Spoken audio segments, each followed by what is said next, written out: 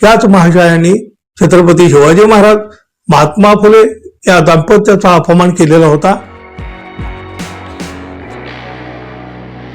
मित्र हो, प्रजासत्ताक दिनाच्या पूर्वसंध्येला पद्मभूषण, पद्मविभूषण, पद्मश्री असे काही सन्मान शासनाच्या वतीने जाहीर केले जातात. काही पदकं देऊन अधिकाऱ्यांचा सुद्धा गौरव केला जातो आणि हे सगळं खरोखरच अत्यंत सन्मानजनक असतं. प्रत्येकाला अभिमान वाटावा अशी नावं सन्मानासाठी घोषित केली जातात. ही यादी वाचताना खरं तर ऊर भरून येतो, अभिमान वाटतो.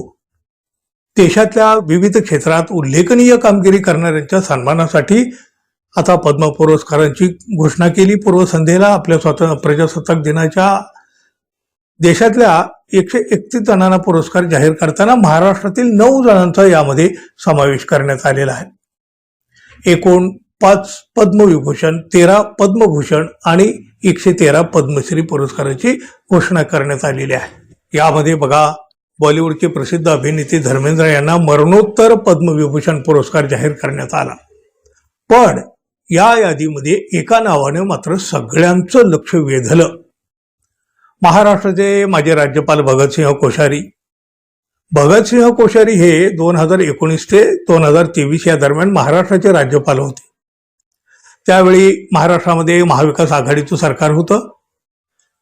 भगतसिंह कोश्यारी राज्यपाल असताना त्यांच्या वक्तव्यामुळं चांगलेच वाद निर्माण झालेले होते. वादावर वाद होत होते.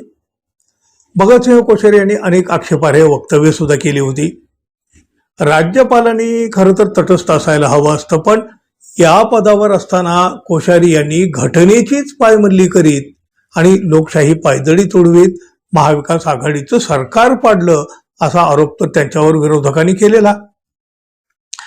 हे भगतसिंह कोश्यारी जेवढे काही अशा वादग्रस्त चर्चेला आले तेवढी चर्चा आजवर कुठल्याही राज्यपालाची झालेली नाही. म्हणजे बघा, राज्यपाल कसा नसावा याचं उत्तम उदाहरण म्हणजे भगतसिंह कोश्यारी असं आज सुद्धा म्हटलं जातं. बघा, ते काय काय बोलले होते. गुजराती राजस्थानी माणसाला मुंबईतून बाहेर काढलं तर मुंबईत पैसा उरणार नाही. समर्थ रामदास यांच्या विना शिवाजी महाराजांना कोण विचारेल. आणि कल्पना करा की सावित्रीबाईचं लग्न 10व्या वर्षी झालं तेव्हा त्यांच्या पतीचं वय 13 वर्ष होतं. कल्पना करा की लडकी म्हणजे मुलगा मुलगी लग्नानंतर काय करत असतील, लग्न झाल्यानंतर काय विचार करत असतील. अशी वादग्रस्त विधानं करणारे हेच ते भगतसिंह कोश्यारी. महाराष्ट्राची अस्मिता असलेल्या शिवछत्रपतींच्याही बाबतीत त्यांनी अवमानकारक भाषा वापरलेली होती. डॉक्टर बाबासाहेब आंबेडकर मराठवाडा विद्यापीठाच्या पदवीदान समारंभामध्ये बोलताना त्यांनी शिवाजी तर जुन्या काळातले आदर्श आहेत, मी नव्या युगाविषयी बोलतोय. डॉक्टर भीमराव आंबेडकर यांच्यापासून ते अगदी नितीन गडकरीपर्यंत सगळे तुम्हाला इथंच मिळतील असं या भगत कोश्यारींनी म्हटलं होतं. त्याचबरोबर पहिले पंतप्रधान पंडित जवाहरलाल नेहरू हे स्वतःला शांतीदूत समजायचे.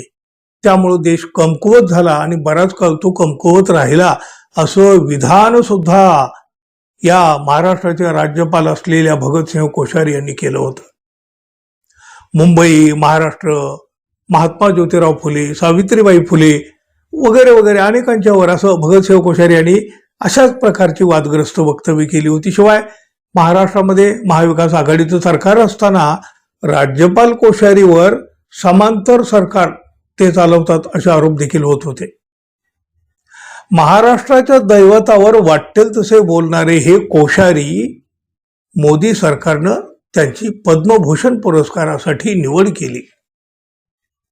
या यादीकडे महाराष्ट्र थक्क होऊन पाहत राहिला. अहो, एवढे सन्मानाचे महान पुरस्कार आता असे कुणालाही दिले जाऊ लागले आहेत. एवढ्या मोठ्या सन्मानाचा सन्मान होतोय हा की अवमान होतोय असा प्रश्न देखील विचारला जाऊ लागला. उद्धव ठाकरे शिवसेनेचे नेते संजय राऊत यांनी तर अगदी अपेक्षेप्रमाणे आपला संताप व्यक्त केला. ट्विटरवर त्यांनी एक पोस्ट केली आणि त्यात म्हटलं, महाराष्ट्राचा अपमान करणाऱ्यांचा भाजपा सन्मान करते, छान. महाराष्ट्रात लोकशाही आणि भारतीय संविधानाची हत्या करून शिंदे भाजपचे सरकार बसवल्याबद्दल या महाशयानं मोदी सरकारनं पद्मभूषण किताबानं सन्मानित केलं. याच महाशयांनी छत्रपती शिवाजी महाराज, महात्मा फुले या दाम्पत्याचा अपमान केलेला होता. महाराष्ट्राचा अपमान करणाऱ्यांचा भाजप सन्मान करते, छान असं म्हणत संजय राऊत यांनी केंद्र सरकारवर हल्लाबोल केला. मित्रांनो, जरी हा अधिकार शासनाचा असला तरी सुद्धा कोश्यारी यांना दिलेला हा पुरस्कार किंवा त्यांचा केलेला हा सन्मान तुम्हाला उचित वाटतो का? उचित व्यक्तीचा हा सन्मान आहे असं तरी तुम्हाला वाटतं का? जरूर सांगा मित्रांनो. धन्यवाद. पुन्हा भेटू. नमस्कार.